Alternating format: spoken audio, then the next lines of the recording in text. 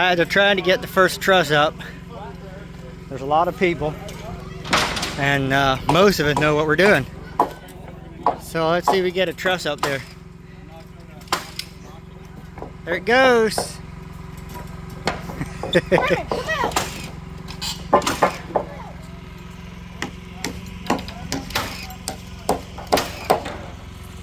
Yay, we got a truss up there.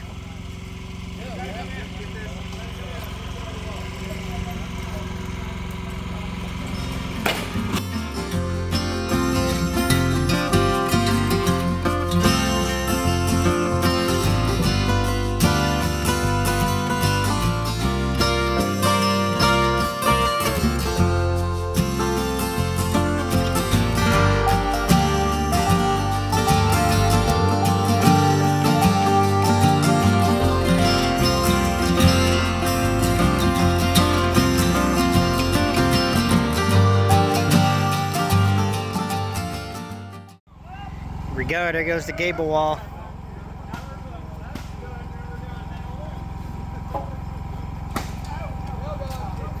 They got a nail gun up there.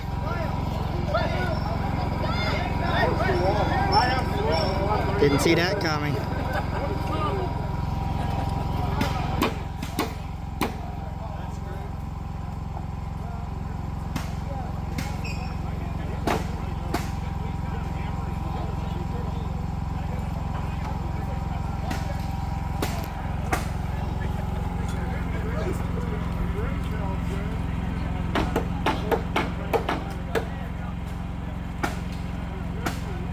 As soon as that's up, there's one more truss over here, right there, to put up yet. Goes over top of that wall. There goes the last truss.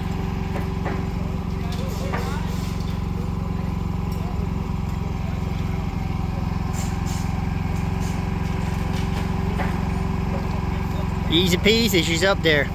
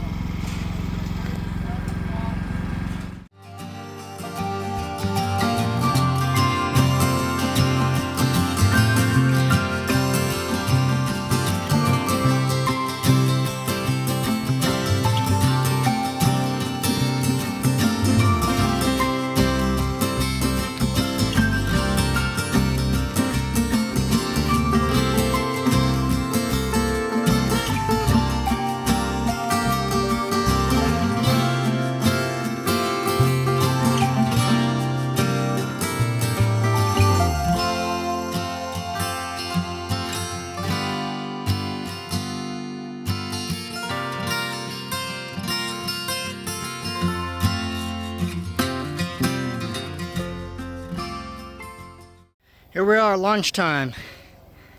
That's a nice little addition out there. Got some cool beams, whip posts right there. Part of the overhang's on over here, right there. And we're almost ready for roof. We about to raise the roof. For me, because I had too much going on. We had thing after thing went wrong, and instead of having all in order, there was a lot of chaos. And I had to leave it or whatever. Anyway, people stepped in, people prayed for me, and you know what? It's good. It's fine. It's not just, oh, we're making it in spite of. It's fine. It's working out great. Thank you all for everybody who had to be patient. I appreciate that a bunch. We're moving here into this area. A little over a year ago, I was at a home center visiting a client or a home show down here, and I met a fella, and I called him over and I said, I know what family you're from, but I don't know who you are. And he's like, oh, what family? I said, you're a Yutzi. And I could just tell. And I got some of his cousins are here, a couple of his brothers are here. I knew 4 of his brothers. And anyway, where's Yutzi? Right there. So Jonas Yutzi is the local Amish bishop here. And it was a pleasure meeting him, and I'm looking forward to learning to know the 5th brother out of the family. So I've asked him to give thanks for the food. Just glad that everybody's here. I'm glad to see the different walks of life here. but we all got one thing in mind. We want to get to heaven, right? Yep, absolutely. So we can, as brothers and sisters, we can work together. So thank the Lord for that. And yeah, I don't want to say a lot of words, but yeah, it's amazing how the Lord works in people's lives. So yeah, let's just bow our heads and thank Him for the food. Father, we just thank You today, first of all, for that You sent Your Son here on earth that we might have life after this. We thank You for that. And the many other blessings for family, to friends, some of my cousins that are here that I haven't seen for ages, and to make new friends.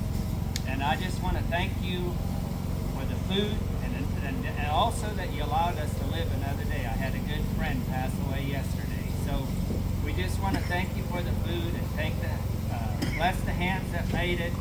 And let's do this all in Jesus' name. Amen. Amen.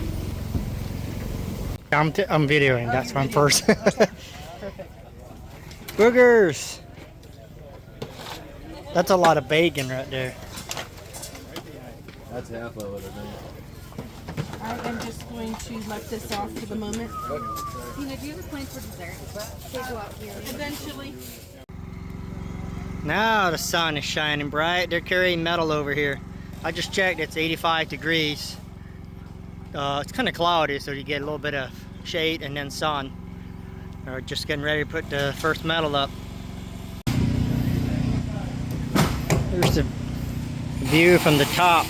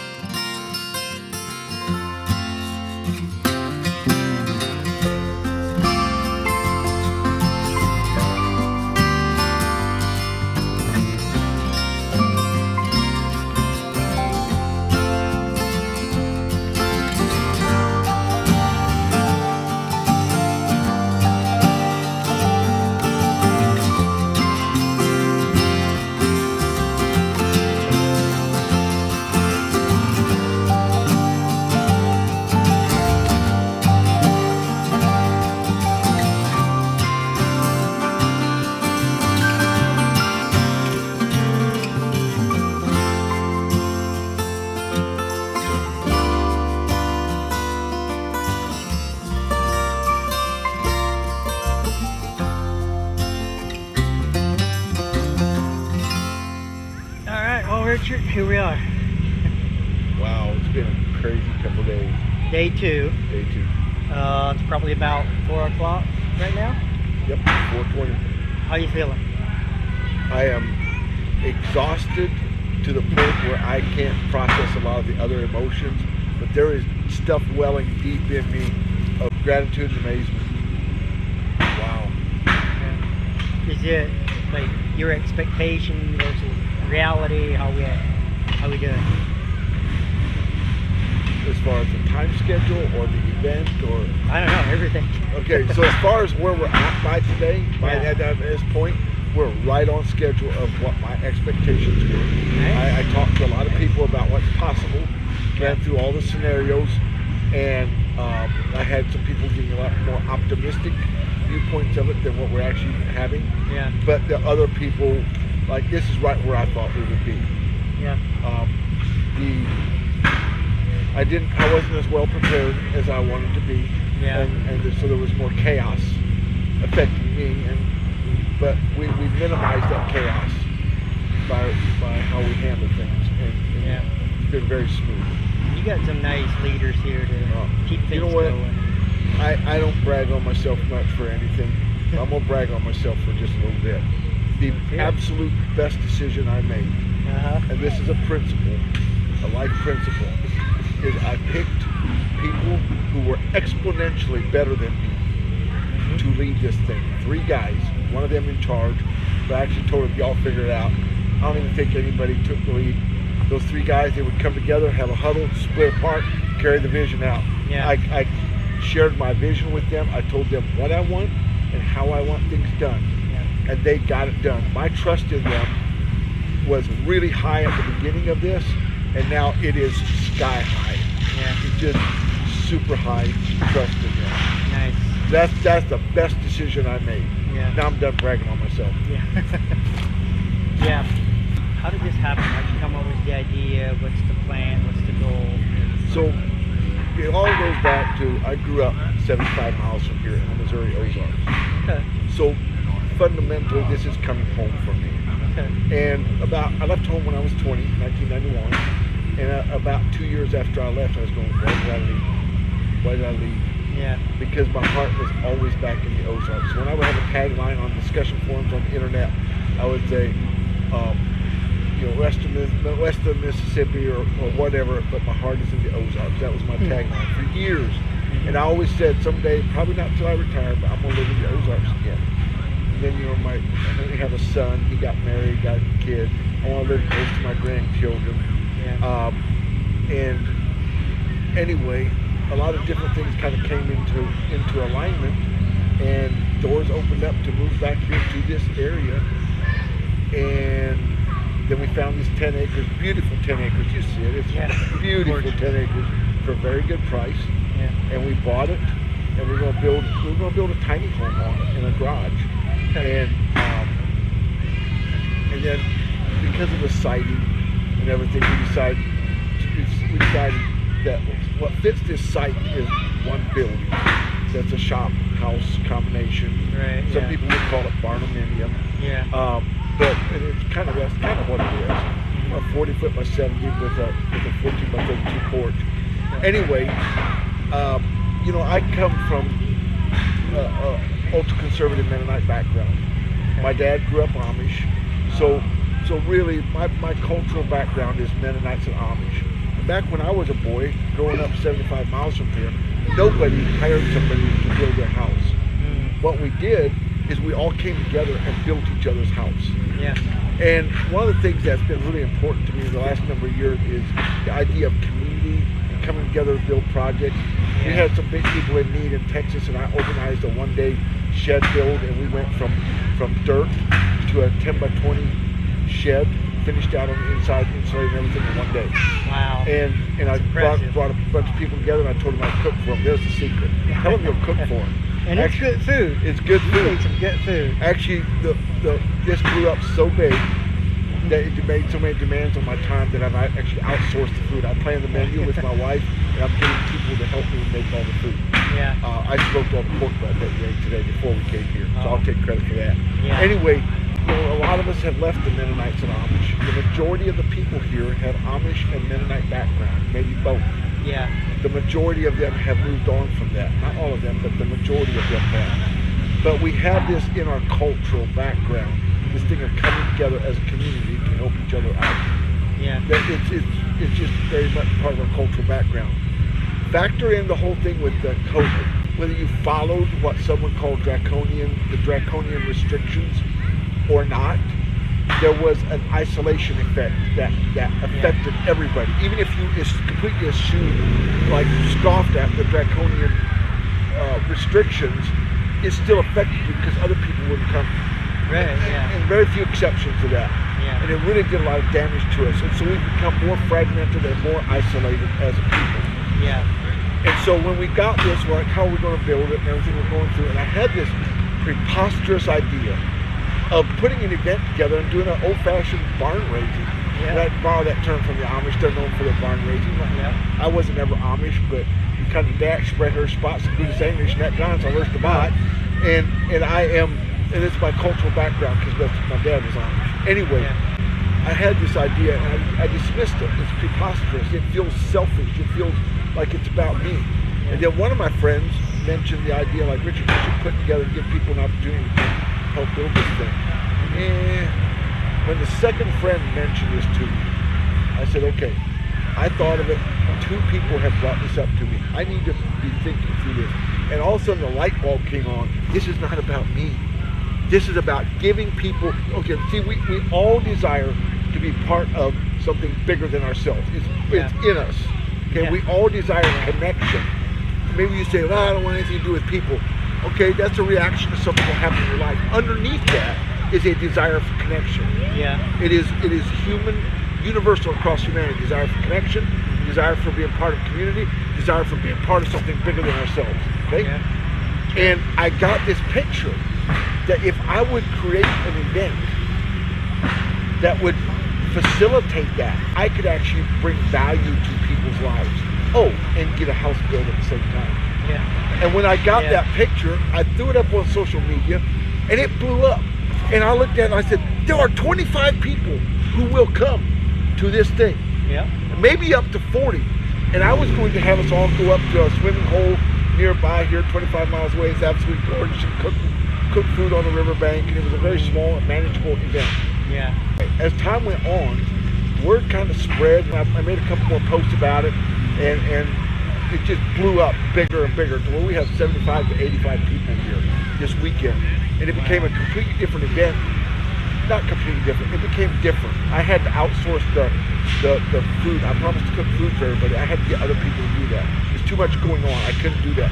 We can't go up to the swimming pool. We can't have 80 people crashing the swimming pool on the river on Labor Day weekend. Yeah. And so it became somewhat a different flavor.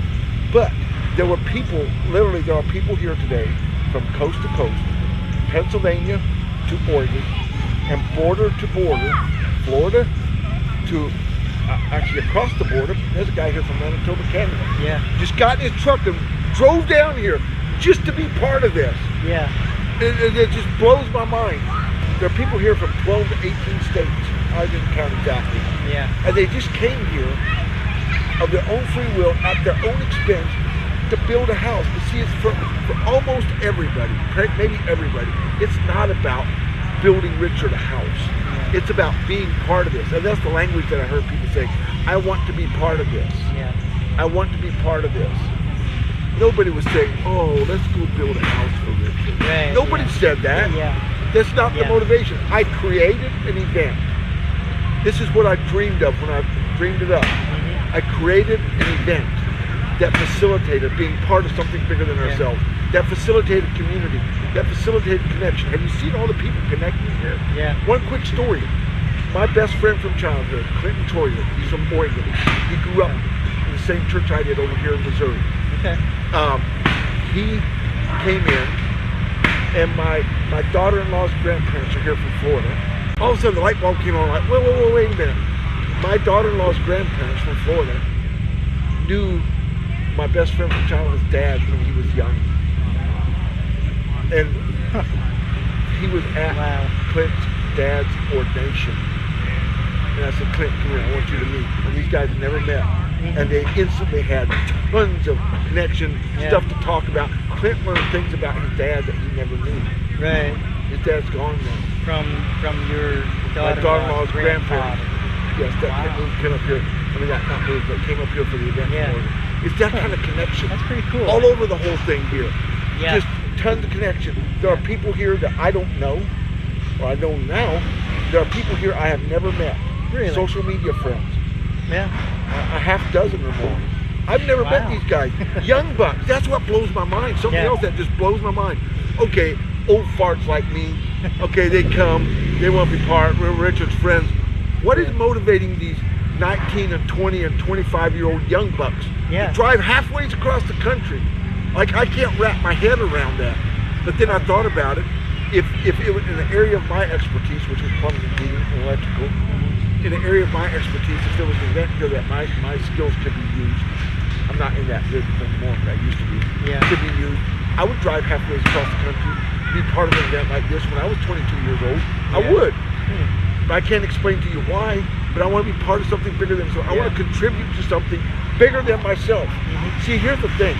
At the end of the day, when everybody goes home, the love of everybody that was here will still be part of my house. And it will still be in my heart, in my wife's heart, in Gina's heart.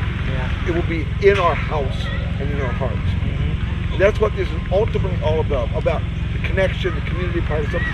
It's about love. Love trumps everything. And this event is fundamentally, at the bottom line, is about love. Yeah. Community.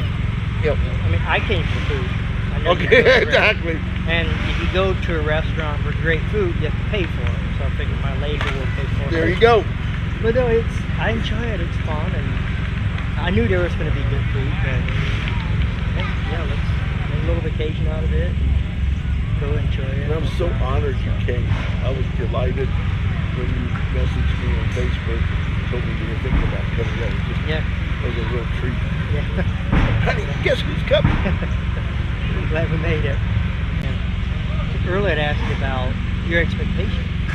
So, are you happy with how like, was there problems? Was there any issues? The quality? Was this many people? And you talked about you had 3 great leaders, but still, you got a lot of people. So, were there any fights? People shooting each other with nail guns? Or? No. And people coming together of varying all kinds of skill levels. Yeah. Who had never worked together. There's a few small teams, but the majority of these people have never worked with anybody else on this crew. Yeah. And it is absolutely amazing. The people found their niches. They found their skill levels. There's some rock stars here as far as the skill level. Yeah. Everybody that's here is a rock star, but I'm talking skill level. There's some rock star guys. This is what they do every day. They're really good at it. Yeah. And the leaders would put them in charge of a project. You saw it. And then other people would fill in, and they would just cascade down through to the guy carrying the metal. Right. And the people found their spots, and they did it. I picked up almost zero drama. Yeah. Like didn't even register on the Richter scale or the, whatever scale. I'm making that up. Richter scale is for earthquakes. Didn't even register the level of drama. The working together that I saw here was absolutely astounding. Like people working together. If you had a work crew that worked this well together, you would have a really good crew. And these are strangers coming together for 2 days. How does that happen? I don't even know, except people came out of love. You know what? There's very, very little ego going on down here. Yeah. People left the ego in their suitcases at their Airbnbs and their hotels, so to speak. Yeah. And they showed up with love. Yeah. You cannot have an event run this smooth without any drama. Yeah. What's up, what? Oh, it's your boys. Yeah. We're doing video, so you might want to stay down there. I love how they just rolled up to that. You cannot have an event of this many people who have never worked together come together and work so smoothly unless you leave the ego at home and operate out of love. Sure. Just how it went proves that people showed up out of love. Yeah. And the quality, I got to talk about that. So I'm used to we used to call them frolics, or we used to call them barn raisings, house raisings, whatever you want to call it, that I grew up with. I'm used to an attitude of, shoot, whatever. And they would just slap stuff, get like we say in German, schuss, careless Yeah. and get like don't really care.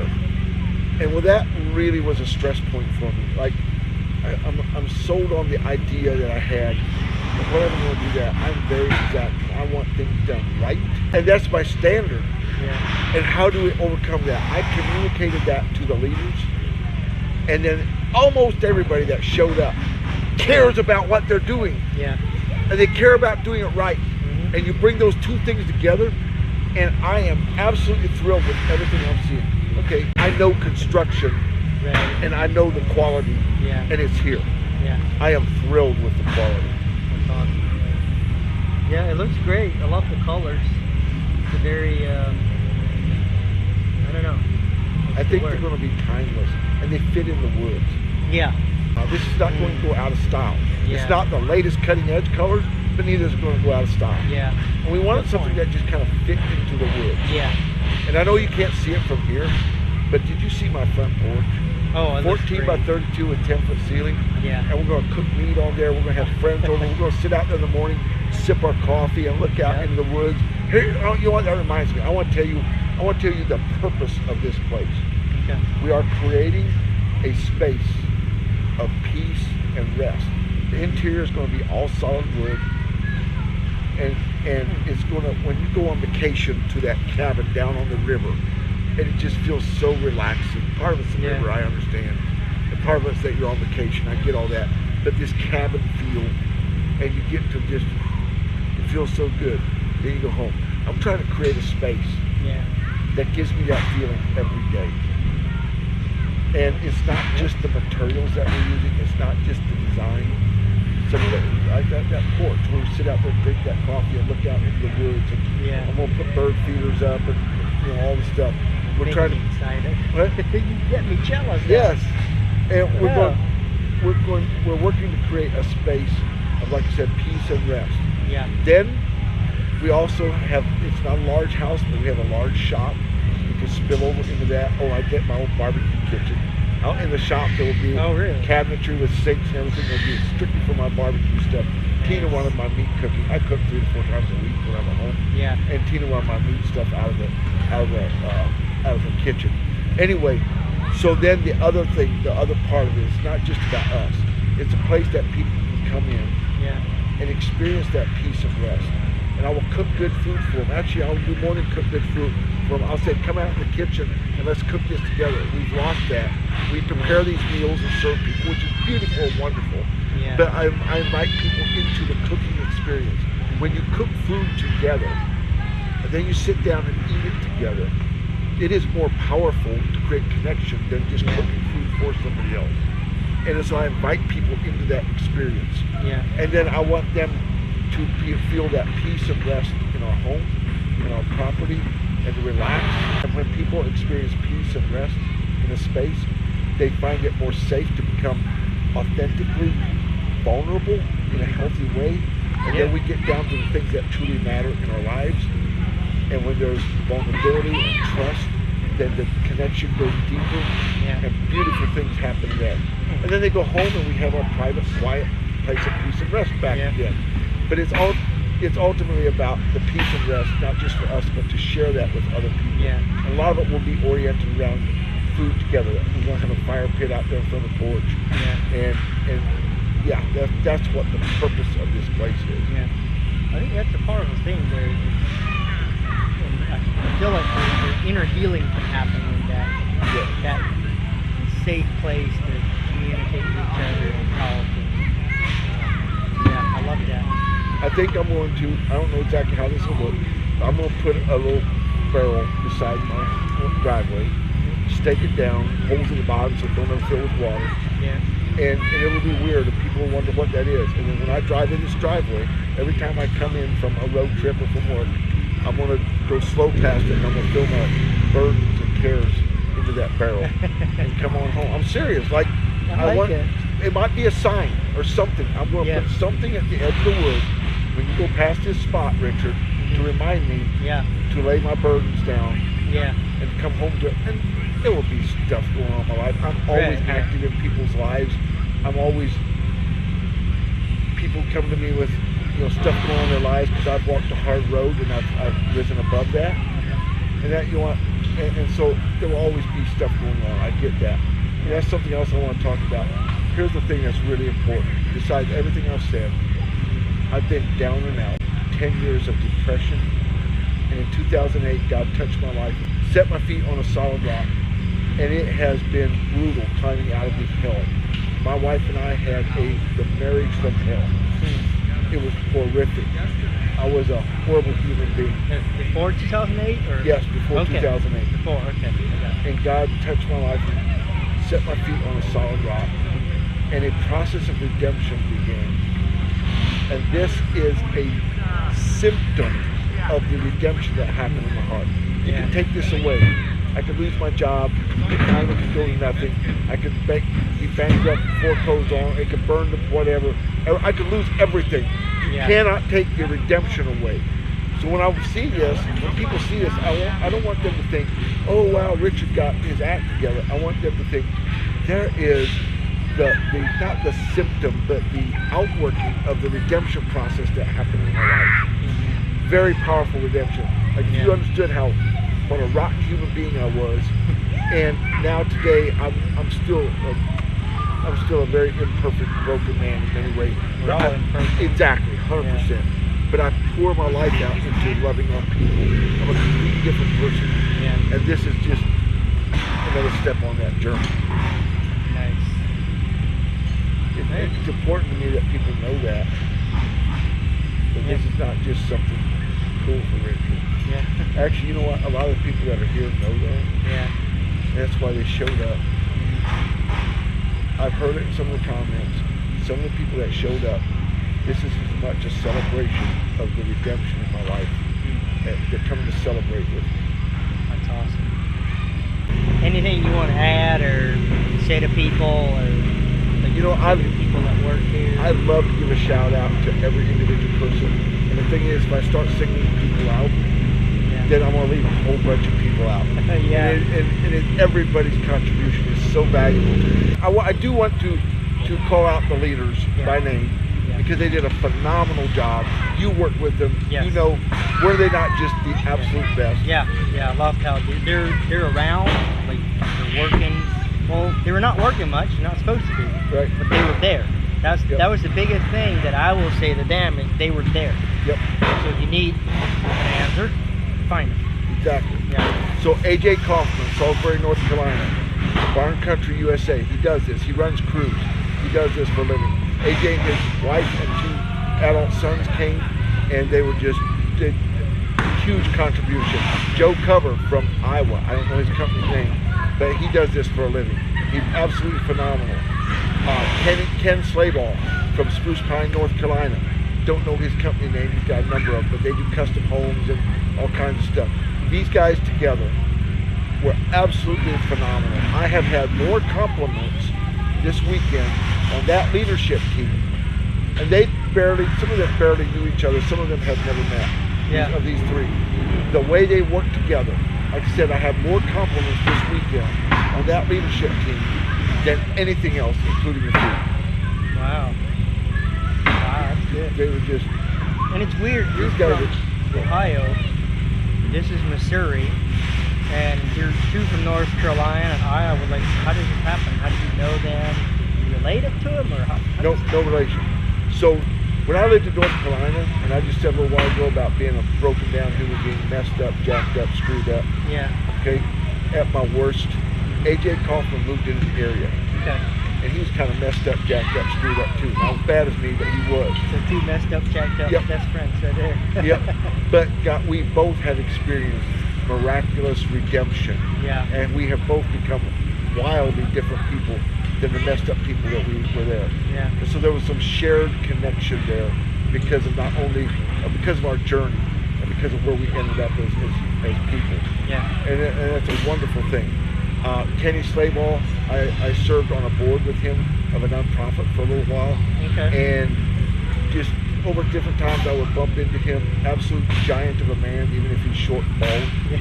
He shaves his hair. But his presence was huge. Yeah.